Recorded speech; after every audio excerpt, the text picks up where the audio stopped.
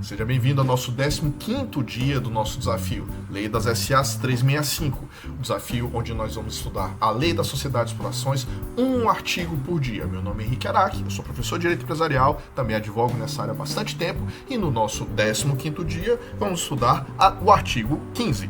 Vamos lá, eu vou fazer um pouquinho diferente, em vez de ler tudo, né, tudo e depois ir comentando, vamos passo a passo, até porque tem um artigo e 2 parágrafos aqui. Mas aqui nós estamos introduzindo justamente as espécies e classes de ação, né? Isso aqui vai ser um pouquinho mais detalhado ao longo dos outros dias, mas já vamos iniciar aqui. Artigo 15. As ações, conforme a natureza dos direitos ou vantagem que confira a seus titulares, serão consideradas ações ordinárias, ações preferenciais ou ações de fruição. Eu quero que vocês entendam que o nome ordinário, ele tem uma função dentro. Foi meio deturpada aí com os pagodes aí da década de 90, mas a expressão ordinária significa comum. Tanto é que a sua tradução para a língua anglo-saxônica são as common shares, ou seja, comuns, ordinário. O que é que você quer que você pense como ordinário? É aquilo que você imagina que qualquer sócio de qualquer sociedade tem direito. Então ele tem direito de votar, de eleger administrador, de fiscalizar, de participar nos resultados, de receber de volta aquilo que ele aportou a depender da situação patrimonial daquela sociedade. Ou seja, ele tem todos os direitos que um sócio normalmente tem. Então, acionista titular de ações ordinárias é isso, todos aqueles direitos, sem mais nem menos. Já as ações preferenciais, nós vamos atribuir determinadas vantagens, normalmente vantagens de cunho, vamos dizer assim, pecuniário. Então, dividendos fixos, dividendos mínimos, prioridade no reembolso, dentre diversas outras questões. A verdade é que essas ações preferenciais, a ideia é que elas vão ter algum tipo de vantagem e, em troca de a companhia conceder essa vantagem adicional, essa categoria de acionistas, essas espécies de ações, ela vai retirar um direito muito importante, que não é comum você ser sócio de uma sociedade e não ter esse direito, que é o direito de voto.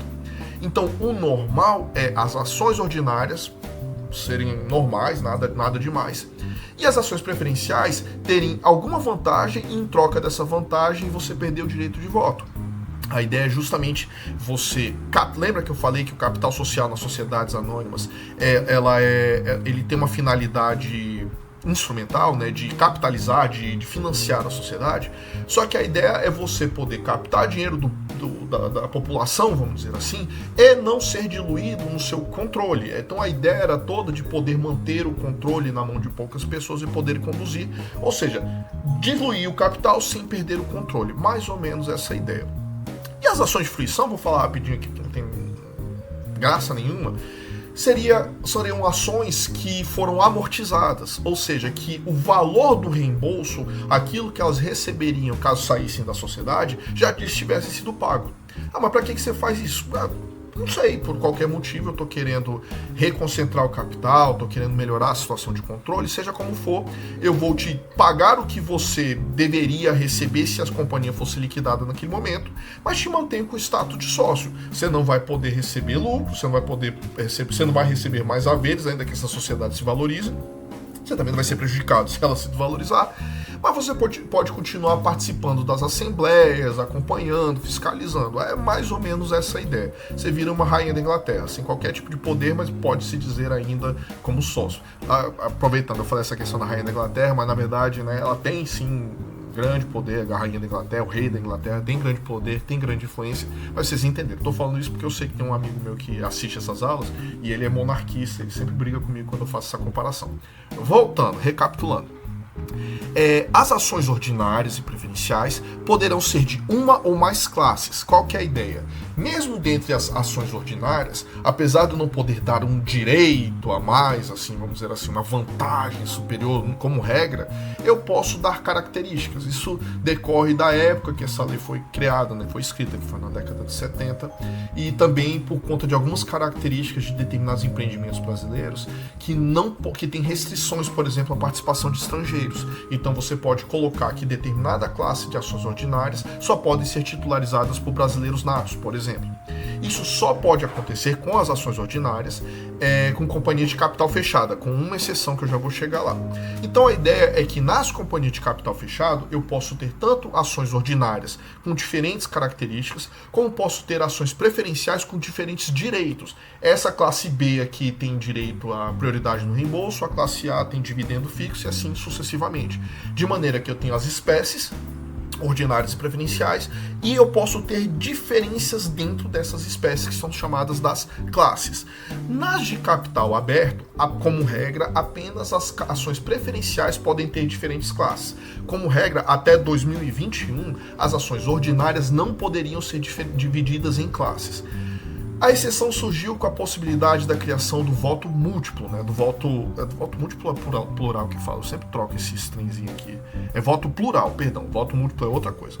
Então, a gente teve agora a inserção em 2021 da possibilidade de ter o chamado voto plural. O que é o voto plural? É que eu posso ter uma classe especial de ações ordinárias que tem um peso de até 10 vezes o seu valor. Então, em vez de ser um voto, uma ação, um voto proporcional ao capital lá, se for uma ação com valor nominal, a gente tem uma ação tendo até 10 vezes o poder de voto. Isso surgiu pela necessidade de você poder ultrapassar o limite aqui do parágrafo 2º aqui, que fala que as ações preferenciais só podem ser até 50% do valor das ordinárias, ou seja, eu não posso ter mais preferenciais do que ordinárias. Eu quero continuar captando, mas eu não quero ser tão diluído assim no meu poder de voto. Então veio o legislador brasileiro e criou a possibilidade da ação ordinária ter uma classe especial que dá mais poder de voto para os titulares daquelas ações. A gente vai estudá-las com mais cautela ali, logo na próxima aula, que a gente vai falar do artigo 16º, vai ser uma aula bem longa, né, porque eu vou falar bastante das ações ordinárias e do regramento das ações plurais, mas faz parte do nosso propósito aqui. Então você tem a possibilidade de ter ações ordinárias de classes diferentes nas ações de capital aberto, desde que a gente esteja falando de ações de voto plural, somente nesse caso. Aí vai estar regrado 16, 16A, 110A, como está dito aqui no parágrafo 1º. E aí, por fim, essa questão aqui que eu já adiantei, mas basicamente que as ações preferenciais sem voto, sem direito a voto, as ações preferenciais podem ter direito a voto, tá? Só não é comum. Mas o quantitativo de ações preferenciais sem direito a voto, com qualquer tipo de restrição no exercício desse direito, não pode ultrapassar 50% do total das ações emitidas. Ou seja, eu não posso ter mais ações preferenciais do que ações ordinárias de uma maneira geral. Beleza? Ficou alguma dúvida? Deixa seu comentário aqui ou fala comigo na DM.